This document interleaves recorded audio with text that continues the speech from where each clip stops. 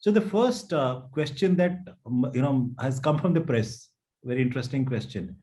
They say that they have been listening to your talk now, and they say that you have talked about anticipating crisis, anticipating the team. The leader is supposed to assess. The leader is supposed to take charge from the front. But most of the press followed you in the COVID as the chief spokesperson. You are handling a situation where there was no past experience, a situation where future was absolutely uncertain, and you did not know what will happen in the next 24 hours. So how did you manage such a crisis, which by itself is, I think, world's biggest crisis? So, Dr. Sao, actually, I was not managing the crisis, and people saw my face, so they confused the spokesperson with the government. Actually, the spokesperson is just a mouthpiece. Is the user interface design. So, upon a computer, there will be a lot of people who are non-ODA, so I shouldn't get into ODA right now. On your computer screen, you have the icons, right? So you click on that icon, and something happens. So the icon is not the program. Icon is not the program. Icon is the user interface. So I was the user interface, and people kind of fell in love with the user interface more than was necessary. So I don't take the credit for managing. I was one small part. And I was told sometime back in Sambad's conference that people don't know that about 50 people were working every day for making that half an hour thing happen. 50 people, okay, from different capabilities, different backgrounds, were putting together what then I presented in a 30-minute thing. Yes, it was an unscripted set of events. We were not trained to deal with what we're dealing. And,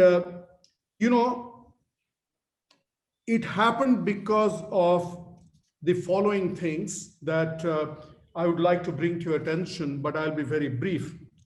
First and foremost, I think it was about leadership.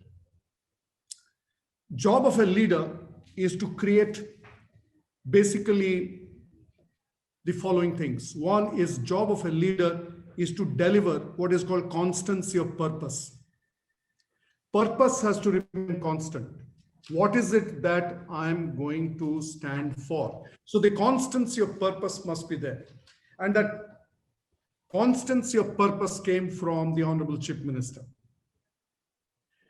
What was the constancy of purpose? Every time a crisis is hit, he has said, zero casualty. This is a Nabin Patnaik phrase, zero casualty.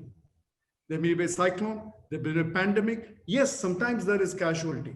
But then the entire system says, what do I need to do to ensure that there is minimal damage, zero casualty?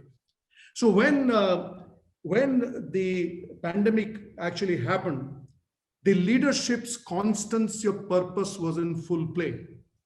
The next thing that happened was, which is required of leadership, is what is called publishing strategic intent.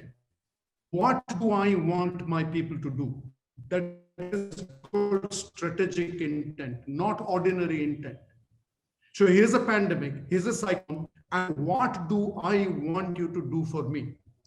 So when there's a constancy of purpose and publishing of strategic intent leads to shift, then the entire setup, the entire bureaucracy, the entire people, press, media, societies, organization, everything has shared to what needs to be delivered. And it gives a pride. Odisha took tremendous pride last few decades that we have dealt with cyclones, so we'll also deal with the virus. So back to your point, Dr. Sahu, you are very right that this was unscripted. We were all actors in a play where there was no script. But we had pride that we've been there, we've done that. If we survived many things in the past, we Odia people are going to survive this one as well. The thing that I delivered is on behalf of the government, I basically stood up and gave the entire thing a human face. In a time of crisis, it's important to talk to people with humanity.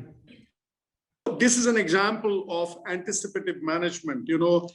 Normally we never lose internet. I'm talking to you from a residential office, but we had to stand by. So the standby was my iPhone, and I'm not now on the iPhone. So the point I was trying to make is that there were three things required to be done with that human face of communication. One is to caution. Second is to create urgency. And third, and this is a very important one, is to create hope. In difficult times, the number one job of a leader is to create hope. You have to say, this is what our parents did with us. When you had high fever just before your examination, when the flood came and half the property got washed away, somebody put his or her hand on your shoulder and say, everything will be all right. Tomorrow will be a different day. So going back to your question, actually, this is what was required of me to deliver on behalf of a system, and that is all that I did. Thank you. And I feel one of the strongest thing was the communication, and as the chief spokesperson for state government, communicating such a difficult thing so lucidly, which touched 4.5 crore people of Orissa, is something iconic, and we salute you for that.